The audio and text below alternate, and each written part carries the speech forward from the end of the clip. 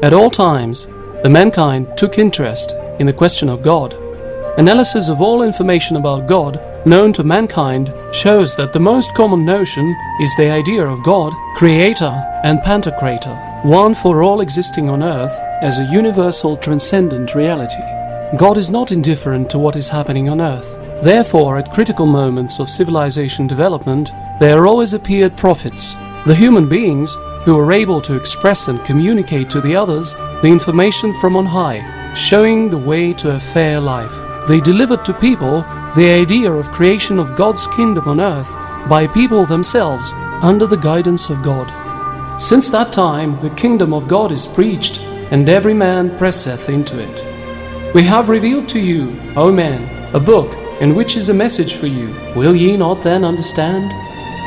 But implementation of this idea goes against the plans of a small group of parasites occupying the top of social pyramid. They do their best to prevent people from putting this idea into life by counteracting the consequences of the prophets' coming, by deliberate distortion of the information delivered by prophets, aiming at use of the information in their clannish interests. Эти добрые люди, Гимон, ничему не учились и все перепутали, что я говорил. Я вообще начинаю опасаться, что эта путаница будет продолжаться очень долгое время. И все из-за того, что он неверно записывает за мной. Ходит один с козлиным пергаментом и непрерывно пишет. Но я однажды заглянул в этот пергамент и ужаснулся. И решительно ничего из того, что там написано, я не говорил. Я его умолял: сожги ты, ради Бога, свой пергамент. А он выхватил у меня его из рук и убежал. Кто такой? Левий Матвей, он был сборщиком податей. Having announced themselves as the chosen ones, these parasites started to impose their purposes, hiding behind the name of God and establishing various religious corporations of mediators between God and a human being. Then woe to those who write the book with their own hands and then say, "This is from Allah," to traffic with it for miserable price. Woe to them for what their hands do write, and for the gain they make thereby. The uprising of religious corporations and cults became possible since God had given people the freedom of choice of their own way of living, and since God does not make a slave of a man, but gives him the possibility to find and correct mistakes himself, speaking to a human being the language of his living circumstances. And each human being can communicate with God directly, without any mediators. For this a man should ask himself: does God exist? Does he make mistakes despite his omnipotence? Do I trust him in my life? If a man is attentive to the events taking place in his life, then he can see if he is getting closer to God by his deeds, or if he is moving away from him. Allah does not change a people's lot unless they change what is in their hearts. The kingdom of God cometh not with observation, neither shall they say, "Lo here," or "Lo there," for behold, the kingdom of God is within you. Now these parasites, under whose external control the Western civilization was built, based on the algorithm described in the Bible, are faced with one big problem, represented mainly by Qur'anic Islam.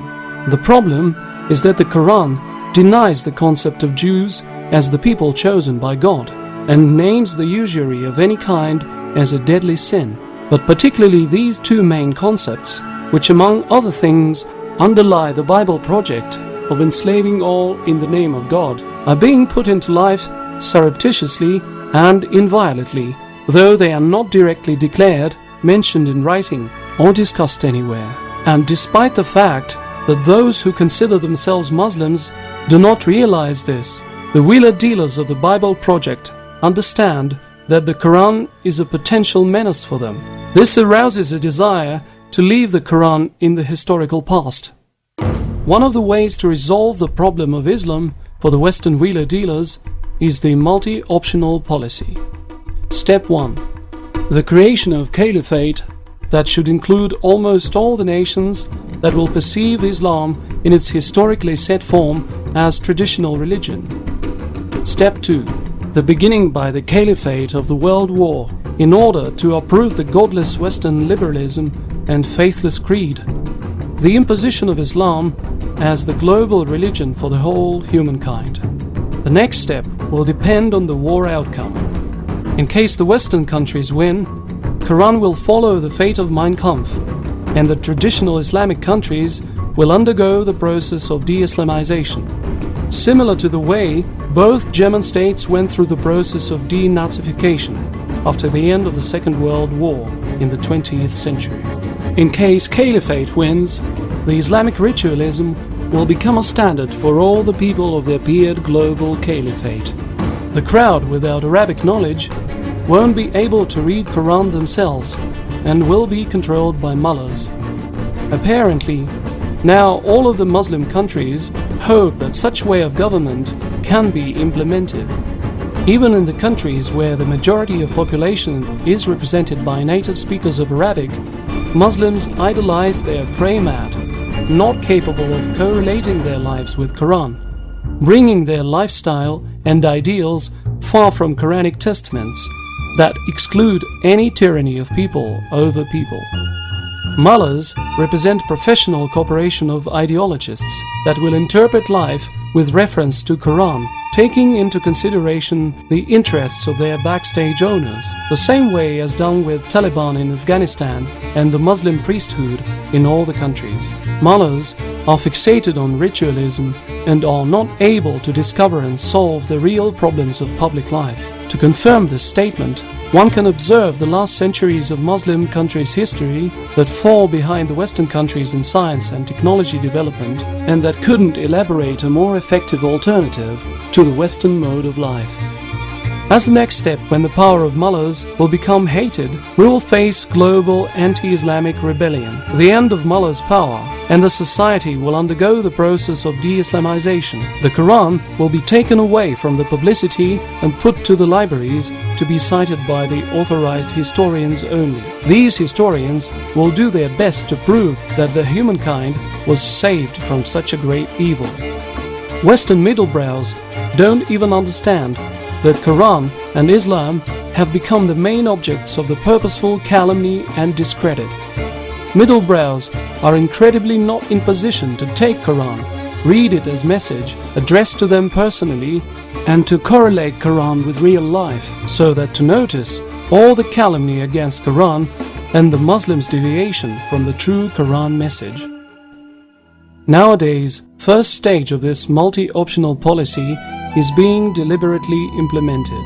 In the Islamic world, those regimes adherent to the Muslim traditionalism and not displaying aggression towards otherwise minded neighbors are being attacked by the opposition of pseudo-Islamic fundamentalist radicals. The Muslim culture is portrayed as enemy. For this purpose, the role of this enemy again goes to the same pseudo-Islamic fundamentalist radicals that undermine the regimes of Muslim traditionalists and display aggressiveness towards different-minded people. To resolve this problem, global terrorist issue was picked up under the signboard of Al-Qaeda. The fight of the West against Al-Qaeda is purposely done by such means that in the Islamic world is perceived as Western aggression. This leads to the appearance of favorable crowd scene for the pseudo-Islamic fundamentalist radicals. Almost all traditionally Muslim countries are involved in this scenario. Afghanistan is used as the platform for drugs flow, as one of the means to sow seeds of hatred towards outside the Muslim cultural area. Pakistan is chosen to display instability of the government under Muslim traditionalism and to be further accused for nuclear technologies leak to other Muslim countries and extremists. Iran is accused of the lust to possess nuclear weapons. The goal of the Western policy towards Pakistan and Iran is to create caliphate, since Muslim nuclear power would be perceived in the world as real and inescapable threat. The nuclear potentials of caliphate are not planned to be developed to the level fatally dangerous to the West, but it will always be implied in propaganda in order to keep nuclear motive to trigger the coalition war of Western states against the caliphate. For example, this could take place by a single nuclear attack on some countries, taking Israel for one. Caliphate should necessarily be the anti-Semite state, so it could be rated as the follower of the Third Reich. Saudi Arabia and the Persian Gulf states are expected to finance their Muslim brothers working for the caliphate. Iraq is planned to be the place for radicalization of hatred towards Western countries to become the capital of caliphate after NATO troops withdrawal, and to be the field of last fight between the good and the evil. One of the options of the above-mentioned multi-optional policy includes the possibility of breaking up of Russia, adding Russian Muslim areas to caliphate. In case this scenario fails, Russia is planned to become one of the first victims of the caliphate aggression and the main field of war between the West and the caliphate. Traditional Islam priesthood has fenced themselves with Quran and ritualism from God, from problems of people and society on the whole, with lives concentrated on the momentary self-interest, and therefore doesn't analyze the global scale events. As a result, it doesn't perceive this scenario, and in case someone notices it, the momentary self-interest is more important for him than unselfish efforts to prevent disasters, the potentials of which have been purposely created by the others for several decades. That's why the traditional Islam is not able to work out a more efficient scenario of the global policy that could become an alternative to the one mentioned above, not to be involved into the anti-Islamic variant. The leaders of other confessions represent the same ritualism addicts as the leadership of Muslims, and that's why everything said about the inability of the Muslim traditionalist priesthood has reference to them as well. The incapability of the countries, both Muslim and Western, involved in this scenario implementation leads to the fact that it could be broken only through the initiative of people, individuals, and public organizations. The multi-optional policy aimed at breeding civilizations' conflict does not have the right party. It is impossible to avoid the conflict, thinking that we can all live in peace based on our traditional beliefs, not interfering into the cultures of each other, for two reasons.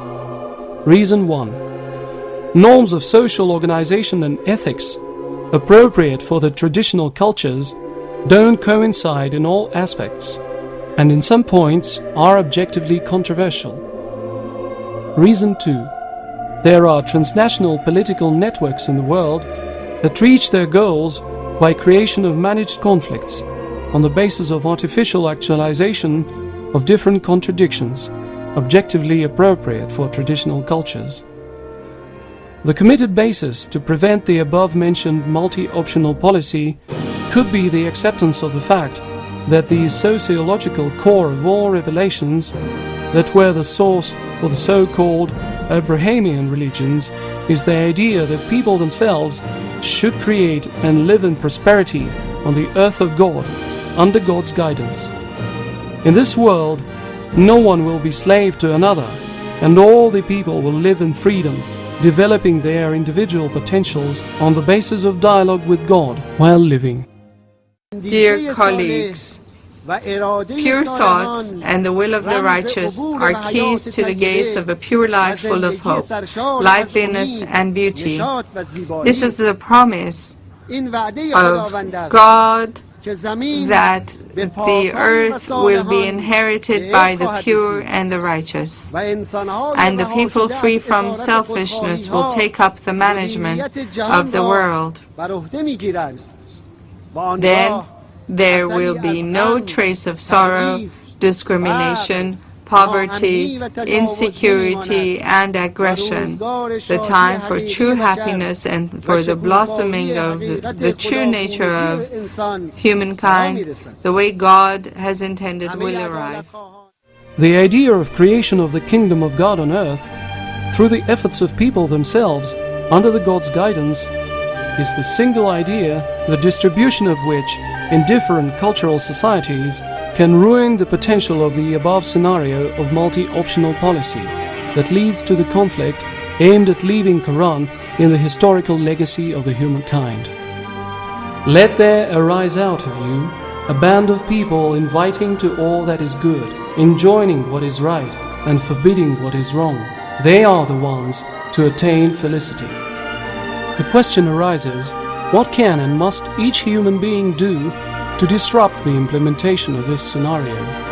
It is necessary to come to a direct dialogue with God, that is, to a non-denominational level. Then it becomes clear that all the confessions were established to divide and, if required, embroil people, thus realizing the principle divide and rule. The problems of Iran, Afghanistan, Iraq, and other countries and diasporas following the historically set Islam can be creatively resolved only on the basis of initiatives of the people, directed at creating Kingdom of God on earth.